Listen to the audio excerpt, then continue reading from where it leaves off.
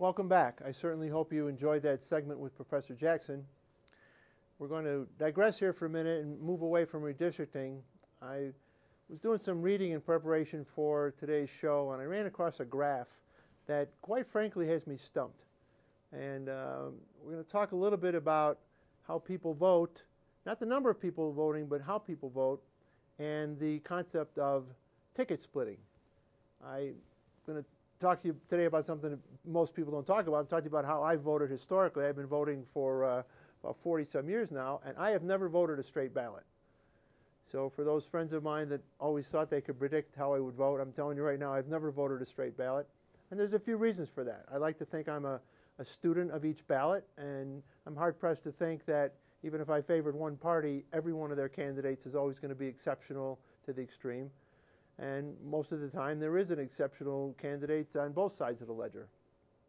Another reason I've historically split my ballot is I think one of the worst forms of government is when one party controls all of the seats of the legislature, not all of the seats, but controls the legislature majority and holds the executive branch. I think we have a system of balance in powers, but I also like to think that the system of balance in powers should be enhanced by ticket splitting and having multiple party government.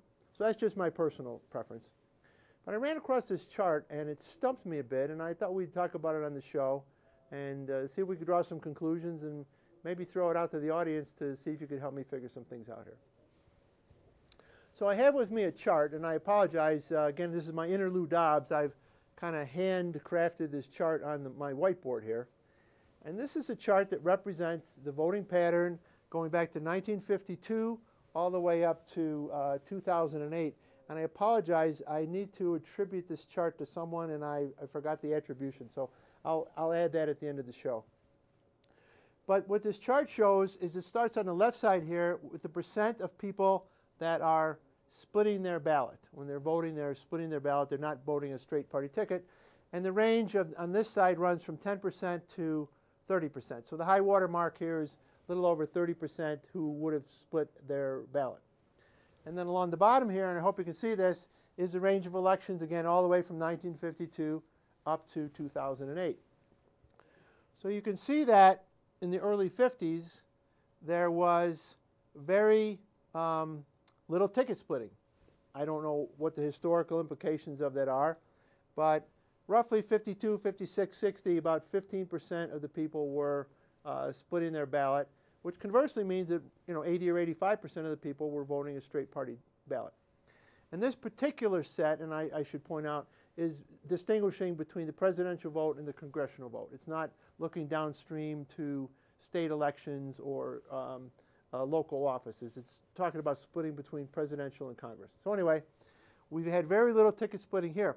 All of a sudden, we have a relative skyrocketing in ticket splitting, and I'm not much of a historian in terms of, again, the politics of situations, but you're looking at the late 60s, early 70s, you're looking at the Vietnam War, obviously a very contentious period in our country's history, and maybe there were some reasons at that time that there was some ticket splitting.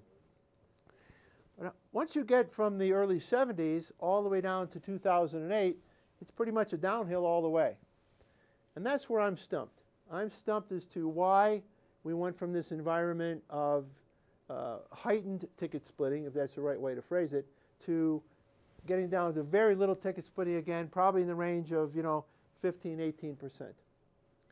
Now, one of the reasons that I have concluded this may be happening relates back to what we talked about in another show.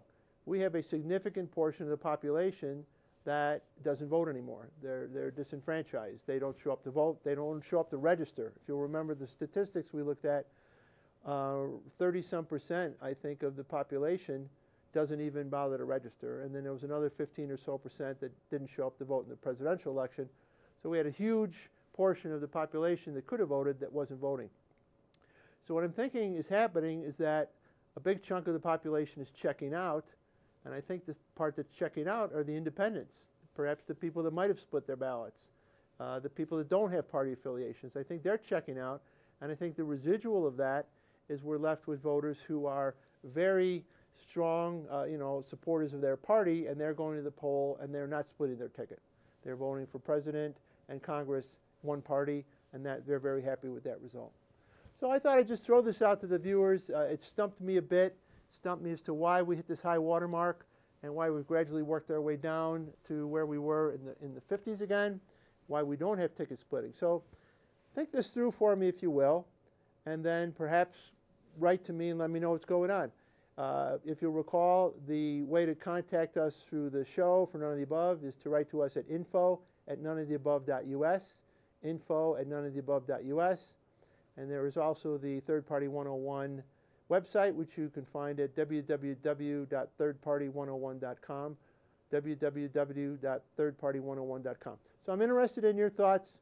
This one stumped me a little, and I have to tell you, it's not very satisfying to see the way we are now voting, because if nothing else, we are now left with a polarized electorate.